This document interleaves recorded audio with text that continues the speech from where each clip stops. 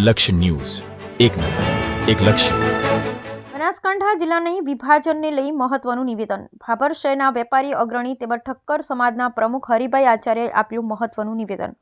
અમને ઓગળ જિલ્લો બને એમાં કોઈ વિરોધ નથી. જો સરકાર ઓગળ જિલ્લો બનાવતી હોય તો ભાભરમાં તાલુકાનો ઓગળ જિલ્લામાં સમાવેશ કરે તો મને કોઈ વિરોધ નથી. જો ઓગળ જિલ્લો ના બને તો અમારે થરાદ જિલ્લો બરાબર છે, અમારે બનાસકાંઠા જિલ્લામાં નથી જવું. હરિભાઈ આચાર્યએ આપ્યું શું નિવેદન. બ્યુરો રિપોર્ટ ગોપાલ કે પૂજારા, ભાભર, બનાસકાંઠા. બનાસકાંઠા જિલ્લાના વિભાજનને લઈને ભાભરમાંથી પણ એવી વાત આવી છે કે ઓગળ જિલ્લામાં ભાભરને સમાવેશ કરવામાં આવે, નગર બનાસકાંઠામાં સમાવેશ કરવામાં આવે.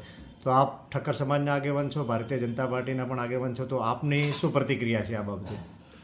આ બાબતે સૌ પ્રથમ તો હું માનનીય નરેન્દ્રભાઈ, આપણા લાડીરામ વડાપ્રધાન અને આપણા ગુજરાતના મુખ્યમંત્રી ભૂપેન્દ્રભાઈ પટેલ અને આપણા નેતા શંકરભાઈ ચૌધરીને ખૂબ ખૂબ અભિનંદન આપું છું કે ઘણા ટાઈમથી બનાસકાંઠા જિલ્લાના વિભાજન અંગે સરકારશ્રી વિચારણા કરતી હતી.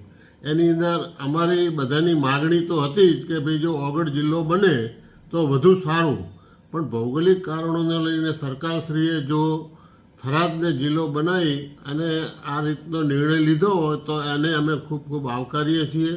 બાકી જે નિવેદનો થાય છે કે ભાભર તાલુકો અને ભાભર શહેર જો ઓગળને જિલ્લો ન આપે તો અમે એમ કે બનાસકાંઠા જવા માટે અમે જવાના માટેની અમારી માગણી છે. તો ખરેખર આ માગણીને કોઈ તાલુકાના કે ભાભર શહેરના કોઈ તમામ નાગરિકો કે સંસ્થાઓ કોઈ એને આવકારતું નથી અને એને અમે થરાદ જિલ્લો બન્યો છે એને પૂરેપૂરો આવકારીએ છીએ. વધુમાં જે ભાભર શહેર અને ભાભર તાલુકો હર હંમેશ સરકાર સાથે છે અને જે કંઈ વિકાસના કામોમાં અમારી થોડી ઘણી નેતાગીરી ઢીલી છે, પરંતુ અમારા નેતા તરીકે જે શંકરભાઈ છે અને જે રજૂઆતો અમે કરીએ છીએ એ રજૂઆતો સાંભળી અને અમને પૂરેપૂરો સંતોષ આપે છે. તો અમારી જીઆઈડીસીની અને દવાખાનાની અને આવી 2-4-5 માગણીઓ છે એમાં પણ સરકાર સંતોષકારક પૂરો નિર્ણય લઈ અને આવકારે એના માટે પણ અમારી રજૂઆત છે.